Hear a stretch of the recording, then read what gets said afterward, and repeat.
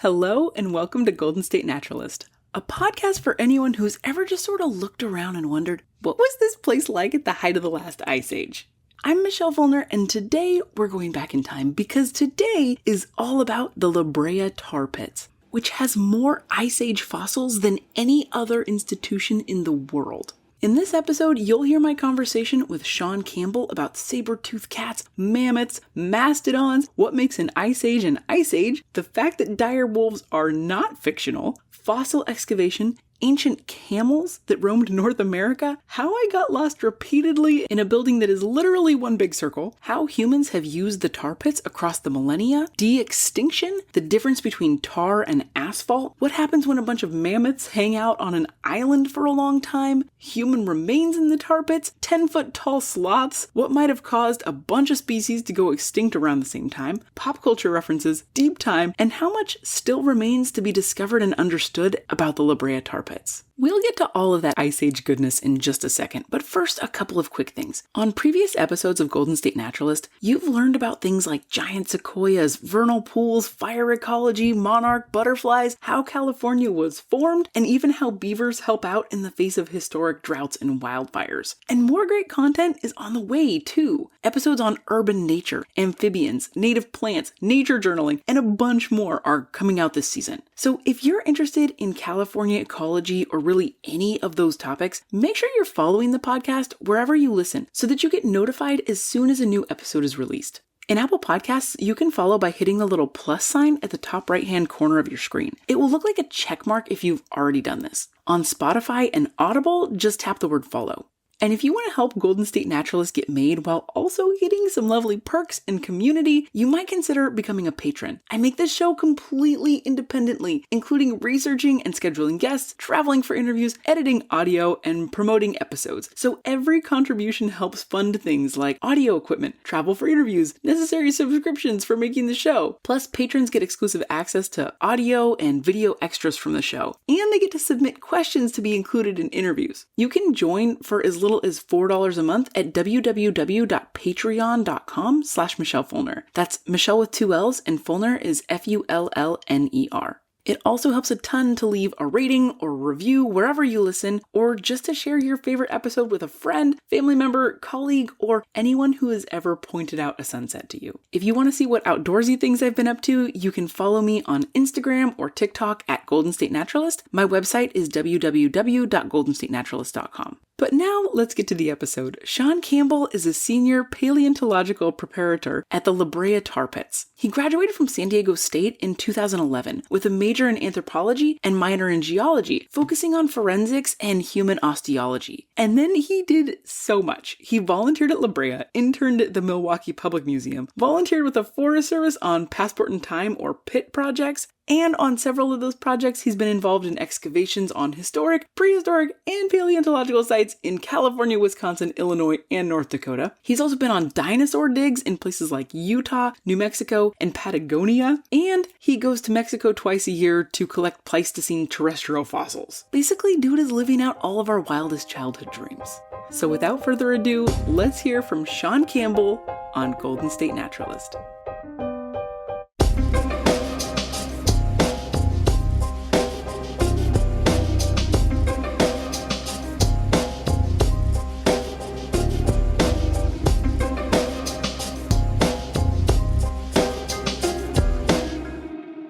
We just did a whole loop of the museum, and that was supposed to help me narrow down what I wanted to talk about, and it didn't work at all. Too much, right? Now I just want to talk about that's everything. What the collections managers say all the time. Too much. Too much. So the museum at the Tar Pits where Sean and I met up is called the Page Museum.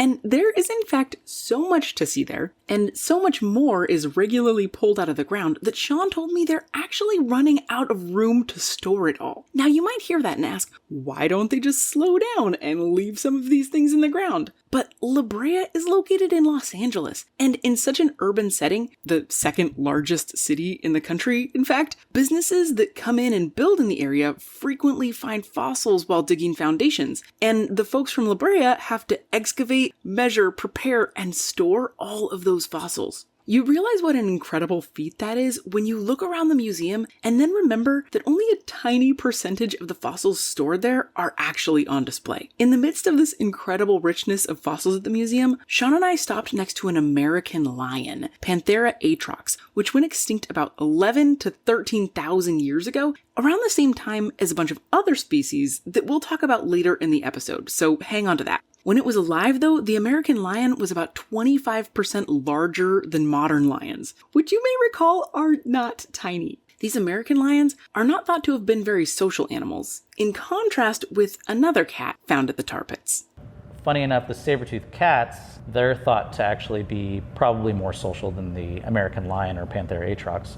So saber-toothed cat, Smilodon fatalis, the specific species that we find at La Brea, there's been so many specimens found in these deposits, as well as so many pathologies or injuries that are evident on the remains and bones that we find, that it's very clear that some of these individuals would have been so damaged and hurt and unable to tend to themselves that others were tending to them, or at least they were allowed to accompany the pride or social structure, whatever exactly it was, and then, eat and go to the kill site and maybe get the last remains, but something to keep them going. Wow. Yeah. So the saber-toothed cat is speculated to be a fairly social creature. So, I don't know about you, but I love humans, and I'm aware of our many imperfections, but I love that humans will do this kind of thing where we won't necessarily get anything back, but we will still give to somebody who needs something to make sure that they can be okay. And I just think it's really cool every time I learn about another species that exhibits or exhibited this type of behavior. And just real talk, I don't know a whole lot about saber-toothed cats, but how do they, it doesn't seem possible for them to kill something. Right, like their mouth, their teeth would get in the way, right? Like, how do they kill something? This has been argued by scientists throughout the discovery of saber-toothed cats. Do you think there's any chance that they could just be showing off to each other? Like it's like some kind of a mating arms race where it's like, yeah, oh, those big teeth are so impressive. Right, so that's probably part of it, but not the only part, because males and females, they both have really large canines. There is a very small amount of sexual dimorphism that's been analyzed in specimens found at La Brea, and so they are somewhat distinguishable. Oh, this is most likely a male, this is most likely a female, but they're pretty close, and when it comes to their canines, they're about the same length. Interesting. And So they it's all have probably- serrations, so it definitely is not only mating display. There's definitely functionality to their prey capture and dispatching prey. Right, I'm not gonna turn down those cool teeth, but that's not the only reason that you have. Right, yeah. All right, cool. But this specific species, Smilodon fatalis, and the Smilodon genus, it's thought that they are ambush predators, and so they might be in a slightly more forested environment or some sort of place where they have cover. They're hiding out until a prey item walks along, and then they ambush and pounce on it directly. What you're about to hear is in contrast to all those nice warm fuzzy things we learned about Smilodon fatalis a minute ago, so if you think you might be sensitive to hearing the details of how these cats made their kills, maybe just skip forward 30 seconds. It'll be good. Hold it down and then use their canines in a very particular way, because they are definitely liable to break if they hit bone or if the animal struggles too much. So the current idea is that the extremely powerful forelimbs of the Smilodon were capable of wrestling an animal down and holding it still so that it could use its canines in probably the throat area and either slice out the trachea and the jugular, and it would either suffocate or bleed out extremely quickly. So we know that the saber-tooth morphology, or the shape of the canines and how long they are, has evolved multiple times in geologic history and multiple different types of lineages.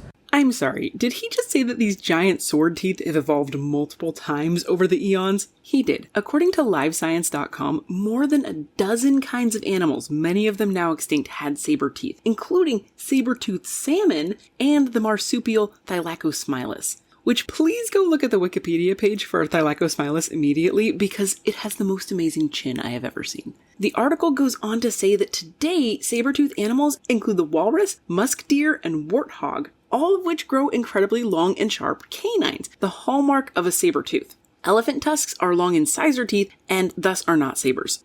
One of the things I think is interesting about these saber-toothed animals living today is that they aren't using those saber teeth for hunting like the saber-toothed cats were. Walruses, for example, use their tusks to pull themselves out of the water onto the ice, and musk deer, the males, they look like little fangs on the musk deer, and they use those to fight with each other to prove how cool they are to the females. So while saber-toothed cats use their teeth for hunting, not every type of animal ever to have saber teeth uses them in that way. But these canines that are super elongated keep evolving multiple times. And so many paleontologists postulate that given enough time, eventually we'll see saber-toothed cat morphology arise again in some sort of fashion. So crazy. Obviously it's not going to be tomorrow. We're probably not going to be alive to see it. It's a long timeline. But eventually, deep time going into the future, we're most likely going to see the saber-toothed cat morphology again. One of the many things that I learned while visiting the Page Museum is that you can, in fact, take a wrong turn while traveling in a circle. Okay, so I tried to get lost, and then we turned around and went the right way, and then we came to this massive mammoth. Like, I've never actually stood by a mammoth skeleton, and I had no idea that it was this much bigger than an elephant. Yeah, they're very large. It depends on what mammoth you're exactly talking about. So a very common misconception at La Brea is that everyone thinks the woolly mammoth is here. Oh, okay. So the woolly mammoth is not here. The woolly mammoth is farther north. It would have been closer to essentially the ice sheets, the major ice sheets up in North America. So the last glacial, called the Wisconsin ice sheets, came as far south as like the Wisconsin area, which is why it's called that. You can actually walk a trail in Wisconsin where there was a terminal moraine of the ice sheet, which is really cool. So the Ice Age has been going on, the Quaternary Ice Age, since the beginning of the Pleistocene, so like over 2 million years. The Earth was cooling down starting around like 35 million years ago, but you have permanent ice sheets both in the north and southern hemispheres starting around 2.5 million years ago. And that the technical definition of an ice age is that you have those permanent ice sheets in both hemispheres. And they oscillate, so global average temperatures are oscillating depending on a bunch of different factors. But when it warms up and it's an interglacial, the ice sheets are melting and receding away. And then when it cools down, it's a glacial period and more water is being trapped in the ice sheets, and the ice sheets are expanding and going in different directions, including in North America, going farther south as far as Wisconsin, the last major glacial. What Sean is saying here is that we are still in an ice age, just not the really cold part of an ice age, which is called the glacial period. Instead, we're in an interglacial period. The last glacial period hit a maximum around 20,000 years ago and then ended around 11,500 years ago, a time frame that coincides with the age of many fossils found at La Brea. And although some of the fossils are much older, they're still on the scale of tens of thousands of years old, not millions of years old. So there are no dinosaurs being pulled out of the tar pits. Also, this feels like a good moment to mention that LA was actually underwater when the dinosaurs were alive. So definitely no dinosaurs. But even though it was colder during the Pleistocene when these fossils date back to, there weren't these major ice sheets here in California. Okay, I promise that this was all important and we didn't forget about the mammoths. So the woolly mammoths would have been closer to the areas that were much colder because they were adapted to colder environments. Southern California, specifically LA, it might have been a little bit cooler and a little bit wetter, but it wasn't snowing every day. There wasn't ice everywhere. So it wasn't like that at all during the thousands of years that represent the La Brea Tar Pits. So the Columbian mammoth is actually a larger mammoth than woolly mammoth. Oh, okay. And Mammuthus columbi is the species of mammoth that we find here at this specific locality. It was really across a lot of North America, all the way down into like Mexico and maybe even a little bit farther south than that. But it most likely preferred warmer local climates like Southern California. Would there have been more for it to eat in those climates, and that's like it get bigger? Is yeah, that the but idea? it's more about not being adapted to certain environments. Oh, okay. So like the woolly mammoth was very shaggy and had hair. Its ears were severely reduced to prevent frostbite. So was its tail. The tusks are oriented in maybe slightly different directions, and the woolly mammoths were probably shoveling snow out of the way to get to grass and other things that were underneath. Whereas the Columbian mammoth was not adapted for exactly those types of environments. It's more adapted to mostly grazing because that's what the teeth are based on. Okay, so that's the difference between woolly mammoths and Columbian mammoths, but aren't there also mastodons somewhere in this picture that are another big elephant-y type of creature? How are those different from mammoths? The easiest way to tell mammoths and mastodons apart from each other is based on the teeth. You can actually see physically those teeth right there. Yeah. Each one of those is just one big tooth, and it's a bunch of plates that are all fused together, and it's dentin and enamel and cementum, and they all grind down at different times. So it creates these little rings and ridges. Wow. And when those two occlusal surfaces grind past each other, they're a perfect surface for grinding up silica-rich vegetation, such as like grasses and things like that. Mm-hmm. So mammoths didn't only eat grass, but they are adapted to eat grasses. Mm-hmm. That's the main difference. Whereas mastodons, we can look at their teeth later, they have these huge lophs and cusps, and they're better for breaking up larger bits of vegetation, foliage, branches, all that sort of stuff. So again, they can eat a little bit of grass as well, but they're not adapted to take on that abrasive sort of vegetation. Mm-hmm. So the day after I recorded this interview with Sean, I went to the Natural History Museum of LA, and from across this giant exhibit hall, I saw this massive skeleton of a large animal with tusks, and I looked at the teeth and I was like, mastodon! And when I got closer, I read the sign, and it was a mastodon, and I could tell because the teeth look super different. So on a mastodon, like Sean is describing, they're these very big, pronounced molar-looking things with many more sort of hills and valleys within them. Whereas a mammoth's teeth almost look like a flat, grinding surface. I was so proud of myself that I texted Sean to tell him about it. So that's the most obvious way to tell them apart. Yeah. But what other kinds of differences do they have between overall the two? size? So like this Columbian mammoth is roughly like 12 feet at the shoulder. It's a huge animal weighing many thousands of pounds, many tons. Yeah.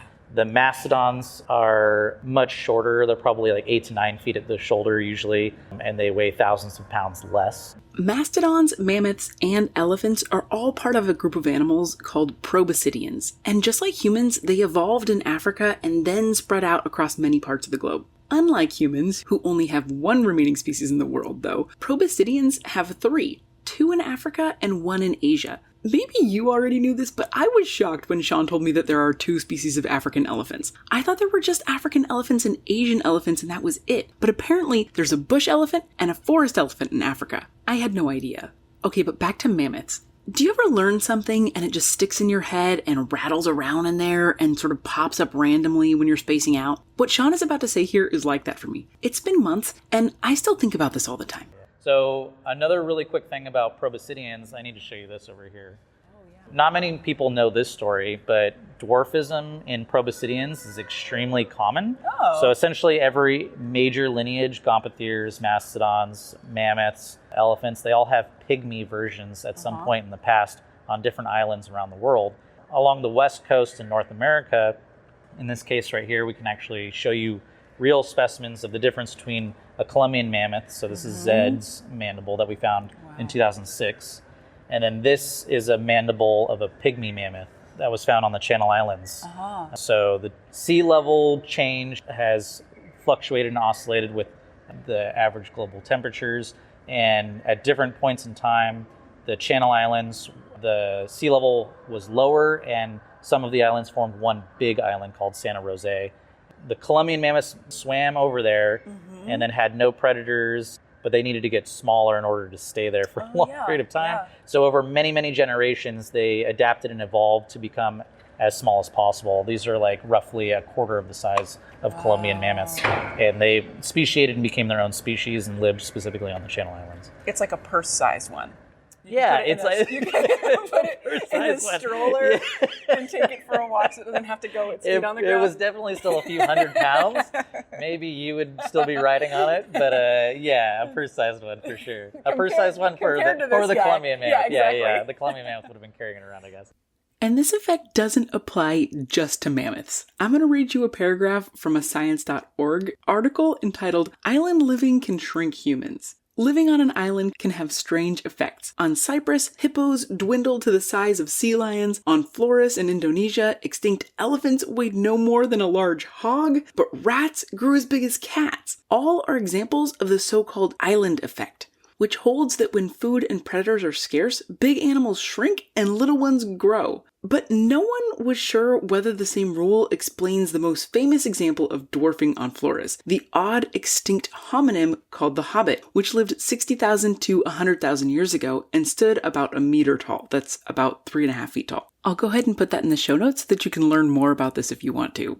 Okay, but at this point, Sean and I left the museum and walked across the grounds to a fenced area containing a bunch of large crates that Sean told me were part of a salvage project from when the neighboring art museum in Hancock Park decided to build an underground parking structure back in 2006. The project is known as Project 23 because the fossil deposits found during the construction fit into 23 of these crates that Sean and I were looking into now. So right here, you're looking at box 13, which is the 13th deposit found in 2006 for that project. Wow. And as I'm looking at it, just to give a quick description, the center is just taken up by this black mass with bones jutting out in every possible conceivable direction, smushed together very tightly. And you were saying there's pretty much every species represented here. Yeah, so the way these are thought to form is that the asphalt seeps up to the surface, and then it's very small and it can collect things like insects and plants. And then the sediment from the mountains buries that material, and then the tar and the gases percolate through all of that, and maybe the seep gets a little bit bigger because it was already at the surface. And then eventually it gets big enough to stop things like mammoths and mastodons and saber-toothed cats, but it takes a long period of time. So each one of these deposits represents thousands of years of accumulation, generally speaking. So in box 13, this is a very classic vent or chimney type deposit where many things are obviously entrapped and their fossil remains have been preserved by the tar itself and buried by the sediments, mostly predominating from the Santa Monica Mountains. In this deposit, we have a bison, a baby bison, a horse, a baby horse, a giant ground sloth, a baby ground sloth, a baby mastodon. We have rabbits and squirrels and weasels and skunks. We have large predators like saber-toothed cats and their cubs, dire wolves and their pups, coyotes and their pups, a mountain lion skull, which is super rare. We have badger and bobcats and plants and insects, and almost every species of bird is in here, all the way from the small passerine songbirds to the extinct teratorn that had a 12-foot wingspan and weighed over 30 pounds. So it is, this boggles the mind because it is so jumbled up. I'm gonna have to put a picture of this on social media to even start to convey how jumbled up this is. How do you possibly separate all of those things out? Very slowly. It's very complicated because there's such density of fossil remains. As you can see, there's no articulated specimens or the associated specimens, or we have to determine that by studying the remains as we pull them out. We use a lot of chemicals to soften up the area that we work, and then we use dental tools and brushes and fine implements to kind of whisk away the matrix or sediments surrounding the fossil remains, expose it entirely, and then once it's at a point where we can measure it and remove it, we use our total station, or in the past we just use meter sticks, plumb bobs, and line levels and things like that, and measure out the specimen based on the grid system that we've put arbitrarily on top of it. Wow. I cannot even conceive of the amount of patience that this would take. I barely have the patience required to make popcorn in the microwave. So it's a lot of effort, a lot of time, and a lot of documentation. So in box 13 in particular, it's taking about 8 months to finish a level, which is about 25 centimeters, because there's roughly every level is producing 2,000 measurable specimens of all sorts of different types of creatures. 2,000 specimens in 25 and centimeters. that's only specific criteria, so it's mostly just the large stuff. So we don't measure tiny birds and tiny rodents unless it's like a full skull, because we have to draw the line somewhere. Yeah. Otherwise we just won't get anywhere. So in the past they tried doing that in Pit 91, and it took on and off. They've been working in there since 1969, but they've gone 5 feet because they were trying to do everything over a centimeter. Whoa. And that's what happens when you try and measure every single little thing. Yeah. So for Project 23, because it's a salvage project, there was a decision made that, hey, let's measure all the taphonomically significant specimens. So understanding how a deposit formed, usually the easiest way to determine that is by studying a long bone or something that has some sort of long axis, because it's orientated in a specific direction, and that might tell you something about the flow of that area, whether or not it's sediments or potentially tar in this case. Whereas something small like a rodent tooth is going to act like a sand grain, and it just moves along with the other sand grains. Sure. So the orientation of that bone does not tell you as much taphonomically. And then the other thing on top of that for Project 23, the salvage operation, some of the asphalt was still seeping into these deposits when they were originally uncovered in 2006. But essentially, when they ripped them out in these big boxes and crates and brought them over here so that we could excavate them in our timely manner, they removed it from the asphaltic preservation source, and the asphalt and gases are no longer moving through the deposits, which has made them dry up and essentially turn into pavement. So it's even harder now that we're working on it in this type of style. Oh, interesting. Whereas if it was still being fed by its asphalt and it's still fresh and gooey, you can just use regular trowels and dental tools and other implements to whisk away the sediments without having to worry about using hazardous chemicals to free them up. So you may have noticed that Sean sort of interchangeably uses the terms asphalt and tar, and there's a very good reason for that. Colloquially, tar is how we refer to the substance that's in the pits, but technically it's actually asphalt or bitumen.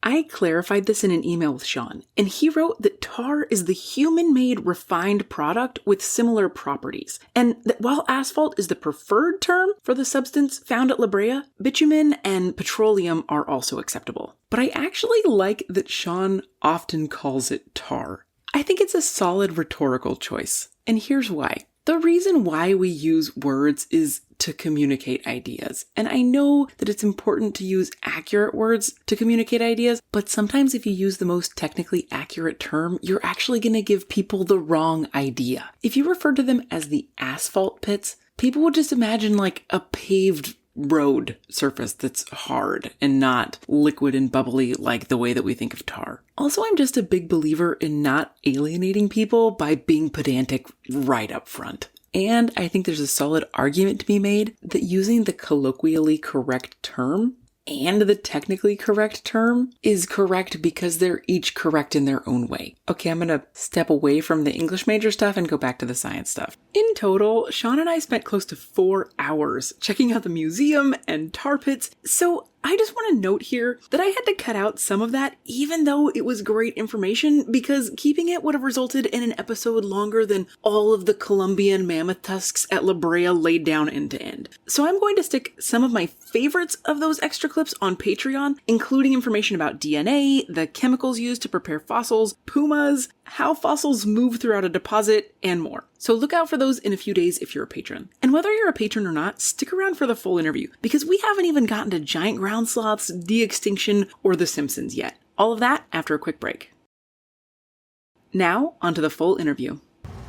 Okay, I'm here with Sean Campbell. Hi. And we found a little trailer to duck into so people wouldn't think we were an exhibit and ask us questions. Yep. And I was just kind of wondering if you could give a quick overview. What do you do here at La Brea, and how did you end up here? Sure, yeah. So my name's Sean Campbell. My technical title is a fossil preparator. So I prepare fossils for research and collections at the La Brea Tar Pits and Museum. In reality, I'm an excavator, mostly. I excavate fossils, I expose them in the deposits, I measure and remove them, I bag and tag them and send them to the lab for more detailed preparation for collections. And sometimes I do that, but not as much. I'm supposed to be out here excavating for Project 23. I just have to jump in here and say that you can tell Sean has an incredible amount of experience with excavation. Because when we were walking around the crates, and then we also climbed down into Pit 91 to look around for a few minutes, and while we were doing all this, Sean would point to some glob in the tar and be like, "That right there is a direwolf's 17th vertebra," which is a kind of thing he really did, but a specific example that I just made up. I have no idea how many vertebrae a direwolf has, or how possible it is to tell them all apart. I actually had to Google which is the singular and which is the plural of vertebra to make this aside. But I wouldn't be shocked if Sean could actually get a ton of information just by looking at one little section of asphalt-encrusted backbone. It's mind-blowing to me that he can do this. And he also does other cool stuff at La Brea.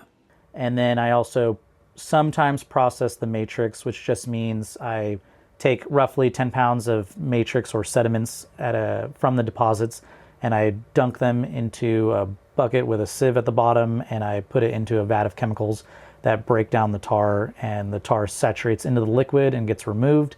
And then I sift out the superfine silts, clays, and superfine sands, and then you're left with rocks and remains of a specific size, and they're all relatively clean and ready for picking and sorting and analysis.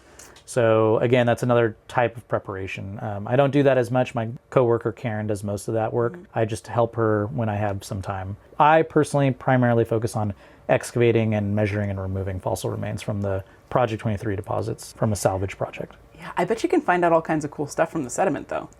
Oh, yeah. I mean, the geology is a huge part of the story. Without the geology, you don't get fossils. So the sedimentary nature of the LA basin has allowed for numerous types of fossils to be preserved and protected. The special thing about the Brea Tar Pits is that where the asphalt or tar seeps up to the surface, essentially it becomes a collection zone. So things can get entrapped and mired, and that's a bulk of a lot of things that we find. But also, when the sediment comes, it may bring remains and deposit those remains and sediments on top of the liquid asphalt that then gets encased as the tar moves through those sediments and percolates through everything and then does entrapment over and over and over again. And then things get blown in, all the sorts of stuff. So they're just collection zones. That's the preservation. Okay. So oil and water don't mix. When water comes into an area, usually it dissolves and breaks down bone underground. Under the right settings and in conditions, it'll permineralize or replace organic remains with minerals, and you'll get a natural rock cast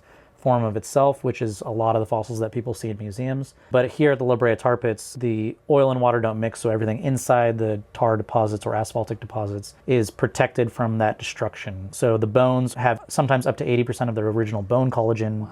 Chitin of insects, freshwater snail shells, woody bits of plants, even leaves sometimes are preserved and protected. What we don't find are soft tissues like blood, muscle, skin, fur.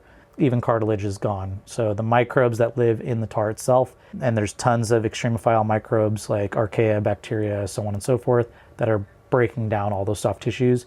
These extremophile microbes Sean's talking about were studied by a team of researchers from UC Riverside back in 2007, and their findings are wild. I'm going to read you a little summary of their research from ScienceDaily.com. Environmental scientists have discovered that tar pits in downtown Los Angeles, California house hundreds of new species of bacteria with unusual properties, allowing the bacteria to survive and grow in heavy oil and natural asphalt. Trapped in soil that was mixed with heavy oil nearly 28,000 years ago, the bacteria contain 3 previously undiscovered classes of enzymes that can naturally break down petroleum products. There's even talk in this article of the bacteria and their enzymes being used for bioremediation, so things like cleaning up oil spills. Another interesting fact, the bubbles in the tar are actually methane produced by the bacteria living in the pits. So the tar isn't actually boiling like it appears to be. But for the most part, the hard tissues, which are the bones and other things, those are left alone and preserved and protected. Wow, that's amazing. And so to give a little bit more context to this too, like I'm curious, how are these here, right? Like how did these pits end up here? Where is this coming from underground? What's the story? Yeah, so it's all about oil and it's all about the geology. Again, it all goes back to geology. So this is gonna be super brief and I'm gonna skip over some stuff, but roughly a little over 30 million years ago, plate tectonics. I don't know how much I have to describe about that, but there's a previous episode that talks about plate excellent. tectonics. Okay, so there's the listen to episode 1, California geology. All right, and then come back and finish this conversation. You can, of course, go back and listen to episode 1 if you want to, but you don't have to for this conversation. Basically, the tectonic plate action in and around LA created the transverse ranges to the north and east of LA, and also deep basins like the one the city of Los Angeles sits within today. For a lot of geologic history of California, our area has been underwater. So when you get these basins and you have ocean water and you have things like diatoms and phytoplankton and all these different types of small organisms living in the water column, and they die and sink down to the bottom of these basin areas. Because the bottom of the basin is anoxic, where there's not a lot of oxygen, there's not a lot of things scavenging and breaking down all that organic material, and so it piles up and it gets deposited over by submarine canyons and fans and different sorts of erosion and deposition. And then after enough erosion and deposition pile up on top of those organic remains, you get heat index window, which turns that organic material either into oil or natural gas. And that's where the oil and natural gases of the Brea Tar Pits are coming from.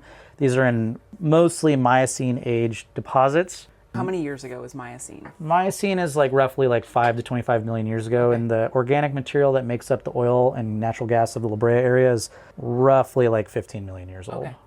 So roughly 2 million years ago, it cured into oil and natural gas, and then a little over 55,000 years ago, it was able to come up to the surface and entrap and capture things. Fossils making more fossils. Yeah, exactly. Yeah, Wow. it's one of my coworkers says it's the zombie diatoms of the Miocene coming to kill the Pleistocene-aged animals.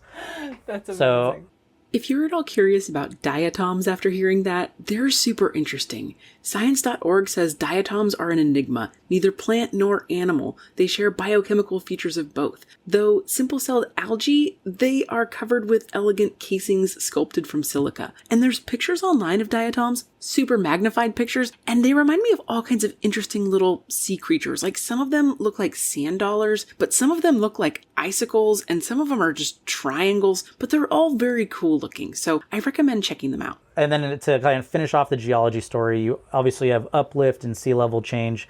This became a terrestrial environment.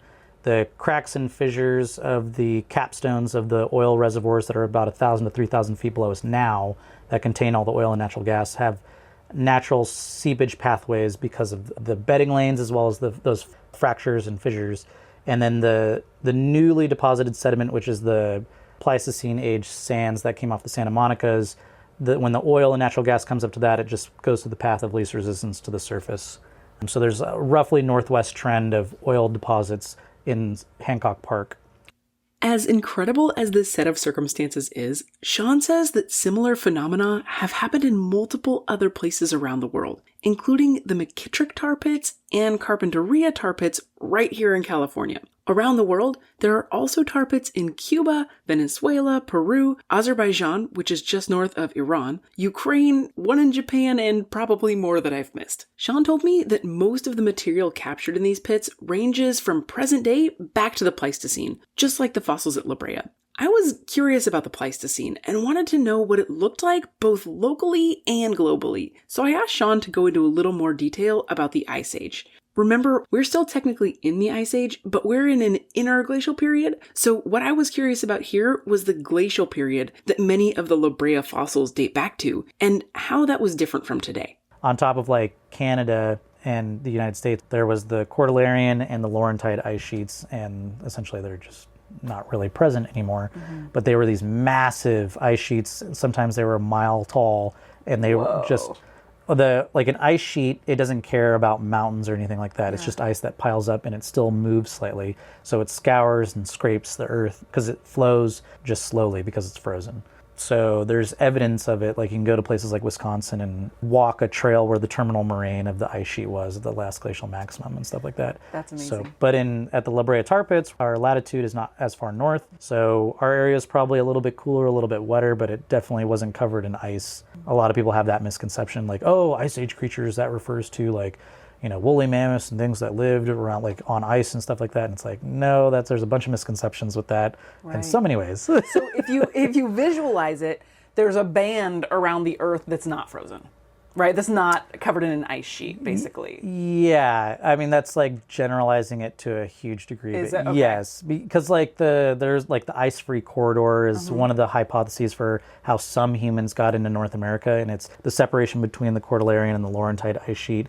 And that was sometimes closed off and sometimes opened up, and potentially like Native American ancestors and other biotic interchanges of other types of species were moving back and forth across the Bering Land Bridge into North America. So like bison in particular, there's something called the North American land mammal ages, and the Rancho La Brea is like roughly 250,000 years to the extinction event that happened at the end of the Pleistocene, like 10 to 13,000 years ago. And bison were kind of trapped up in Alaska because the ice-free corridor wasn't opening up, and then it potentially opened up somewhere around 250,000 years ago, supposedly, and bison were able to migrate into the rest of North America. And so the North American land mammal age of Rancho La Brea is the presence of bison on the landscape past a certain latitude in North America. And I kind of want to circle back to the extinction event, because there's a lot of theories on what happened with that, right? Yeah. Like, what are some of the top theories on what caused this mass extinction? Yeah, well, it's not a mass extinction. Sorry, I have to be super technical. No, do it, because I don't know what I'm talking about. I appreciate it. You know a lot. You know all sorts of stuff.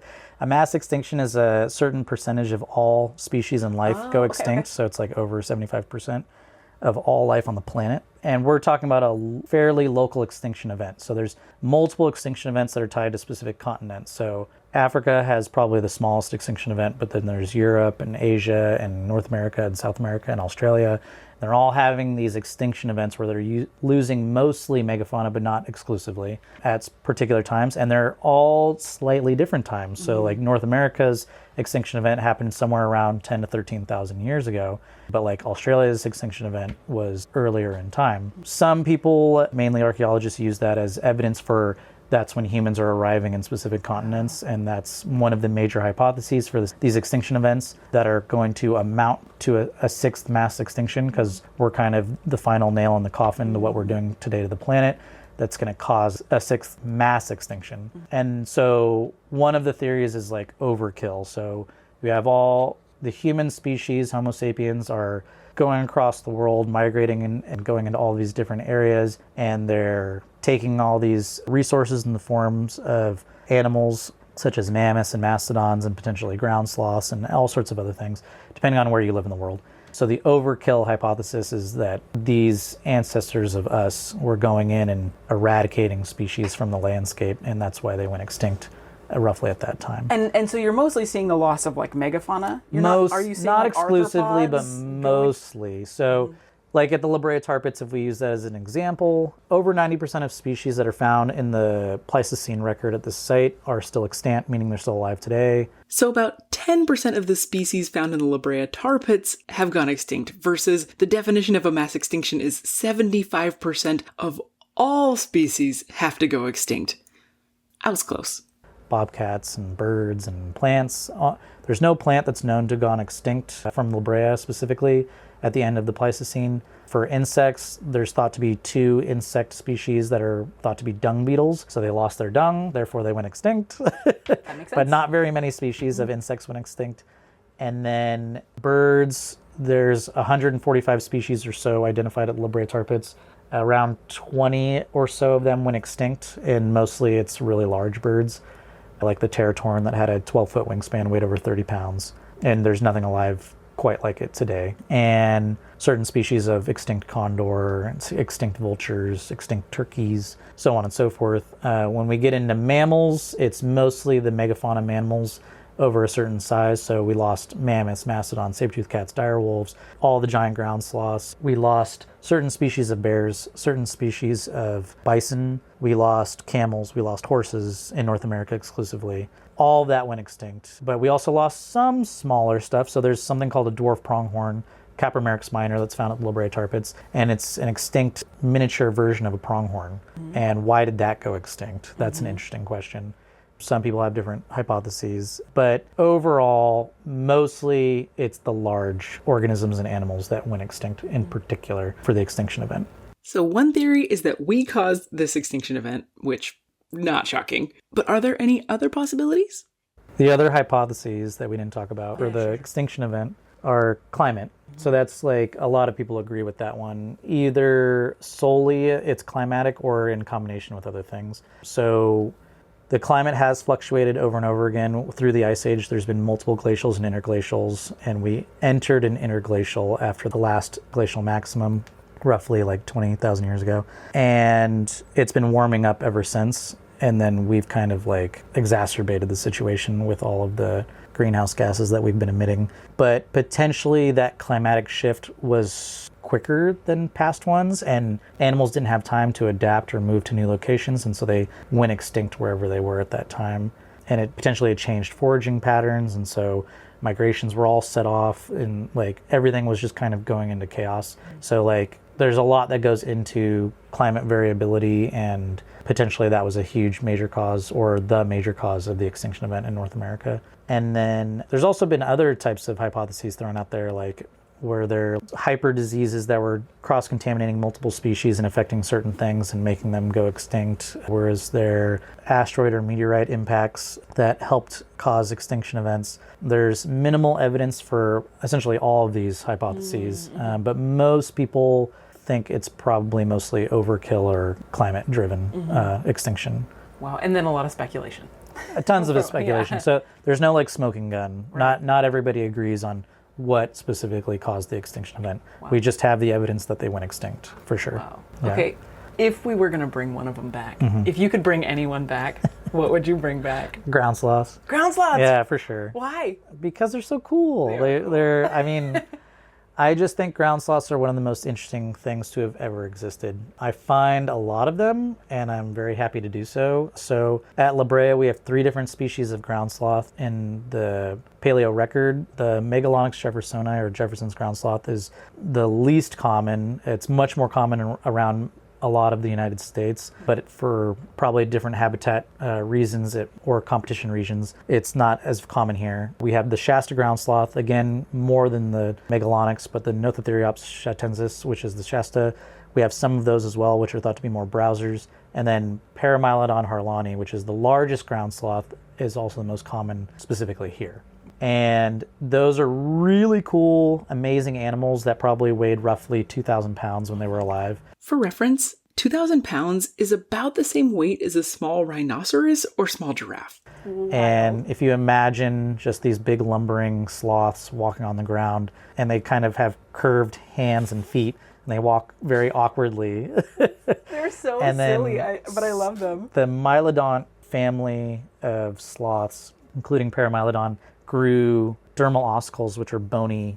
Essentially, they're like bony marbles, and they grew in the skin of the animal, in the dermal layer. And so they're part of the superorder, which is Xenarthrans, and Xenarthrans are things like armadillos and things like that. So they have this common adaptation to generate bony armor in different capacities. Whoa. And so some sloths, not all sloths, but some sloths, like the Paramylodon, generated these dermal ossicles. So if, like, out of the 3 species found at La Brea, the Paramylodon is the only one that does that. So in box 2, the deposit that I'm currently working on, I found a dermal ossicle last week, and it was the first evidence of any sloth found in that deposit. So I already know I'm going to find more sloth as I excavate farther down, and it's going to be a Paramylodon. Those distinguishing factors, yeah. They help you figure Diagnostic. it out. That's super cool. What animal most surprises people when they learn that it was found here? It depends on the person. Some people think there's dinosaurs at La Brea, so it can range wildly. So a lot of the times people come up, I'm excavating in view of the public, and the public will just shout things at me.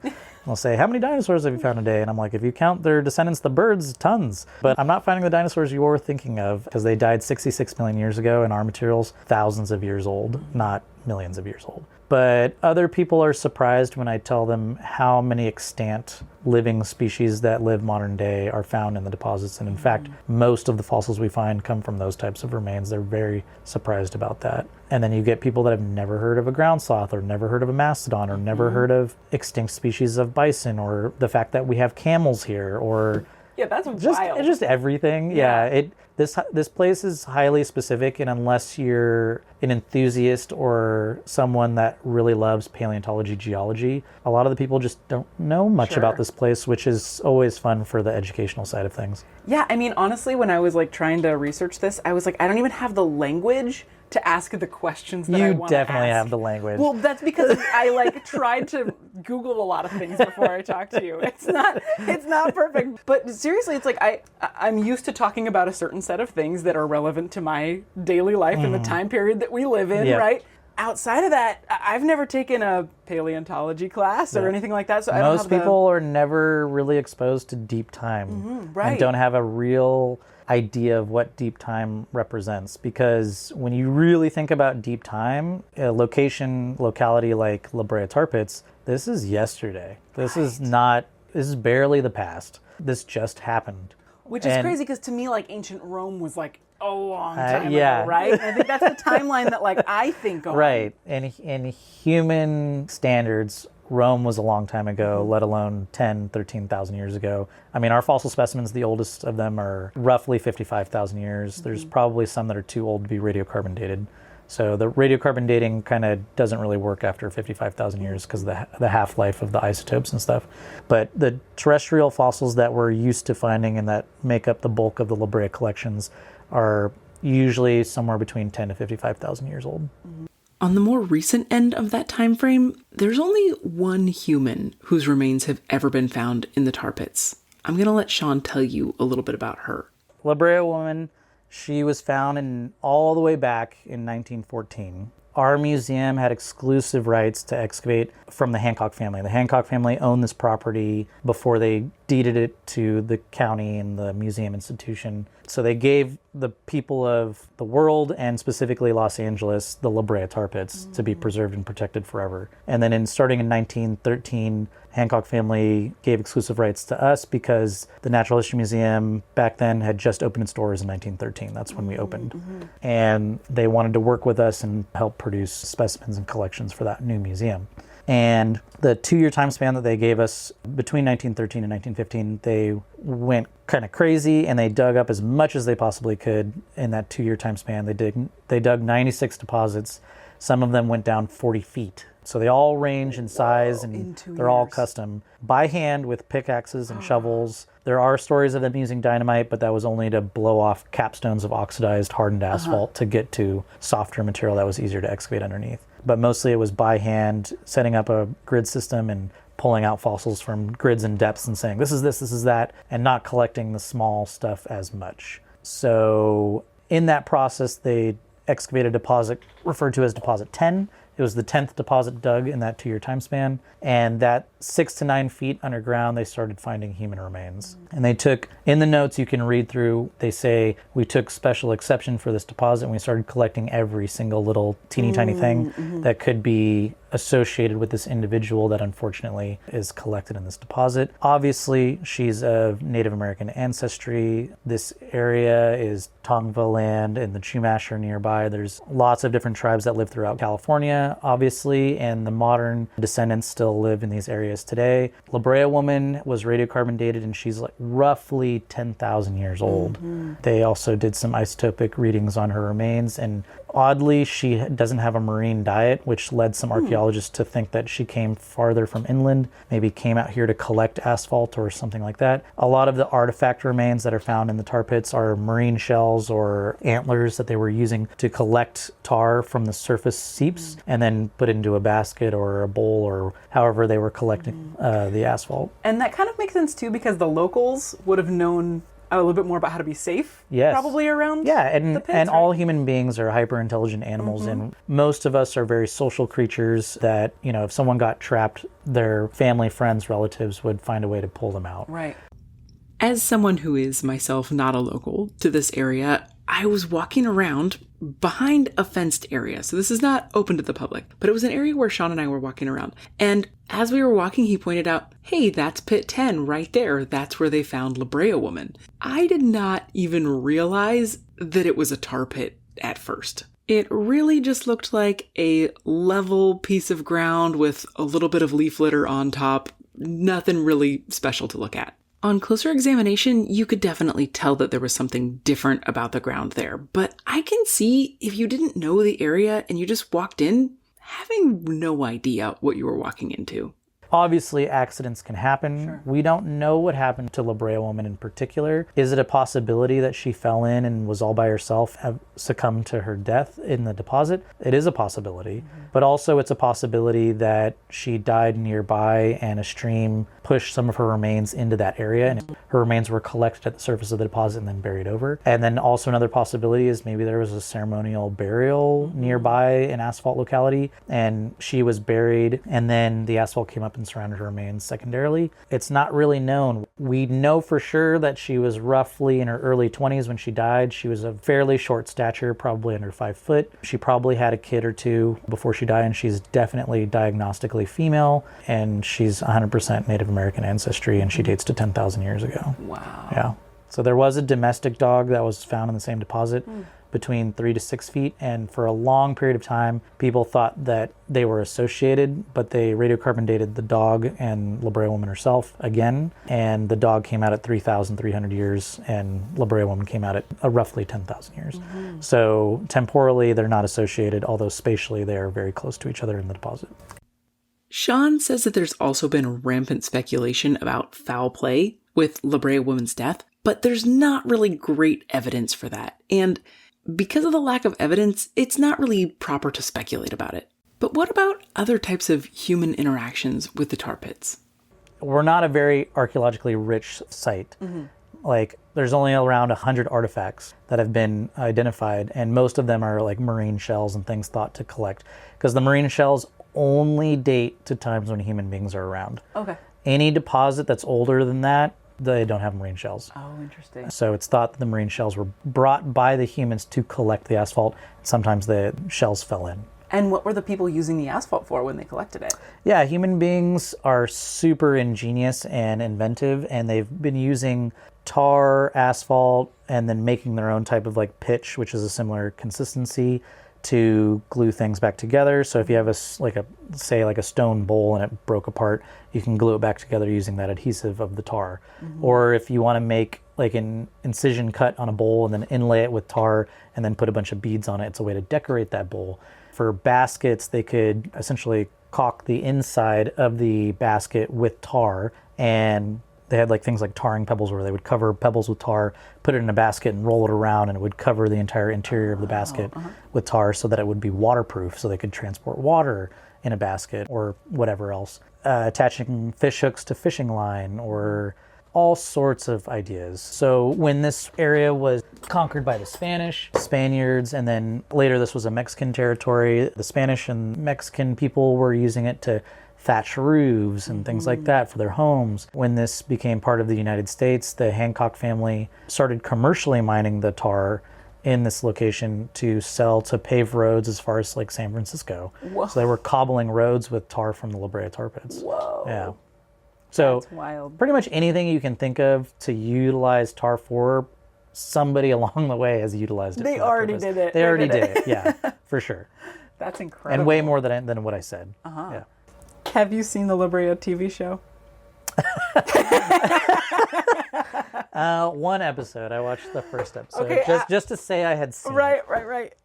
I've not actually seen the show, but if you're not familiar with it, do yourself a favor and go watch the preview. A big chunk of Los Angeles falls into a massive pit in the ground, and then the characters find themselves back in time.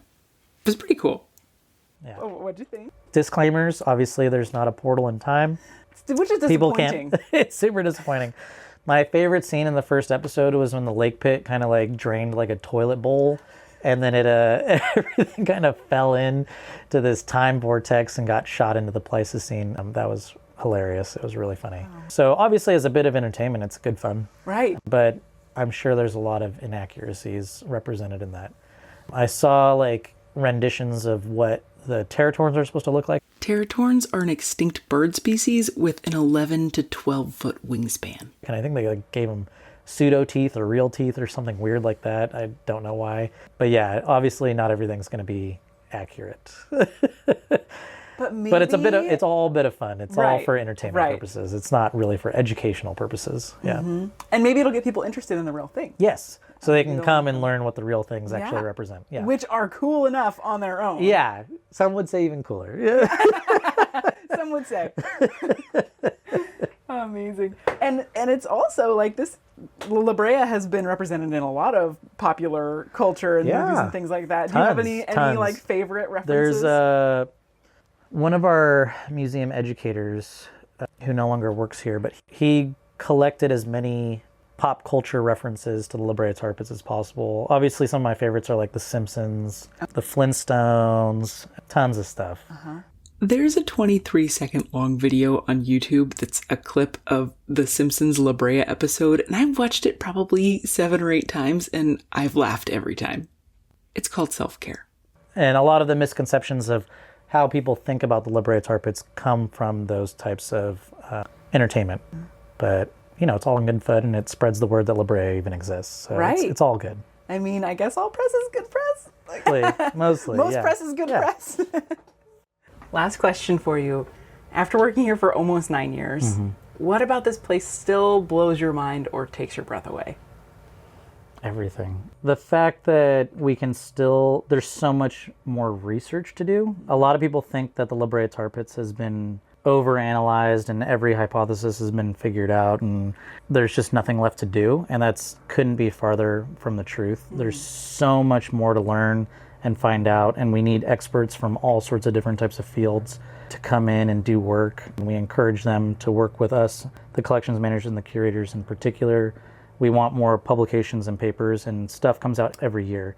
And researchers from all over the world know about this locality and come here to study the remains. And we're such a super specific and important paleontological site because we mostly have carnivores, which are super rare in the record. We have these huge data sets of there's over 1,000 complete saber-toothed cat skulls, let alone 140,000 individual bones. So someone that wants to know anything about Smilodon fatalis, literally, you got to come here. We can tell you the most, or you can find out for yourself the most from utilizing the specimens in our collections. And it just kind of blows my mind that there's just so much to know, and one lifetime will never be enough, let alone many, many generations of many people's lifetimes will not be enough. And that we can still find new material and add to the collections in new ways. So like for box 13, first raccoon skull ever found at this site ever was found a few years ago. And that's incredible that we can still find new things and add to our collections. So as much as all of the salvage going on, because we're in an urban environment where people are constantly digging up and making new buildings and finding new stuff, when we kind of don't have the capacity to handle it at that exact moment, it can be overwhelming, but at the same time, it's exhilarating knowing that potentially there will be something new to the science in the specific area of La Brea coming from that material. That's cool. You're never going to get bored. No, you can be bored. I mean, how could you be bored digging up 30, 40, 50,000 year old remains of once living organisms, and they're so spectacularly preserved like here. Yeah. It's so many kids dream about it, and you actually did it. And it's very cool. I'm very lucky to be a staff member, but I started out as a volunteer, and most of the people that work here started out as a volunteer. So go to school, go to college, get your education, learn as much as you can, come intern, volunteer, donate your time, but eventually get paid to do this and make it a career and a life path. So for those of us that stick with it, it's extremely satisfying. That's very rewarding. Yeah. Nice. Well, Sean, thank you so much for your time. Yeah. I so appreciate it. I took up your whole morning. That's I got okay. I got a full tour. I'm sorry we can't go over everything because there's just too much to go over, but thank you so much to you and all your listeners for being interested in the Brea Tar Pits. There have been over 3.5 million fossils excavated at La Brea, and Sean and his colleagues unearth more all the time. I love the idea that there's always more to learn and to understand about a place like this. And one of the special things about La Brea is that it can teach us not only about the past, but also about our present realities and possible futures in the face of a rapidly changing climate. I very much appreciate the work that's being done at La Brea to discover more about our past and to share that knowledge with the world so we can carry it with us into the future. I'm incredibly grateful to Sean and everyone at La Brea who gave me a warm welcome both on the day of the interview and in the preceding weeks as we got the details for my visit planned out. And a particular thank you to Michelle Barboza Ramirez, who you may know as a host of the PBS show Eons or by their Instagram handle, which is @Latinx Naturalist, for kindly introducing me to Sean and making this whole episode possible. I traveled to LA for 4 days this summer for this interview while my husband stayed home and took care of the kids, who were 3 and 4 years old at the time. So as always, a big thank you to Stan for fiercely defending my time and my ability to do the things I care about. Something interesting from my week is that I rediscovered how much I love writing poetry. And now I carry a little notebook with me to the playground so that I can scribble down ideas while my kids play. And it's honestly just a huge quality of life upgrade over scrolling endlessly on my phone like I was doing before. Okay, thanks for time traveling with me and for listening all the way to the end of the episode. You're the best, and I'm glad you're here. I can't wait to see you next time on Golden State Naturalist. Bye.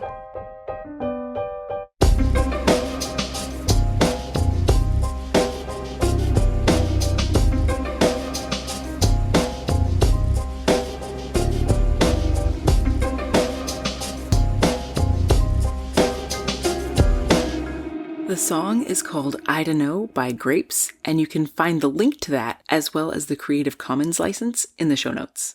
And if you want to help Golden State why is it so hard?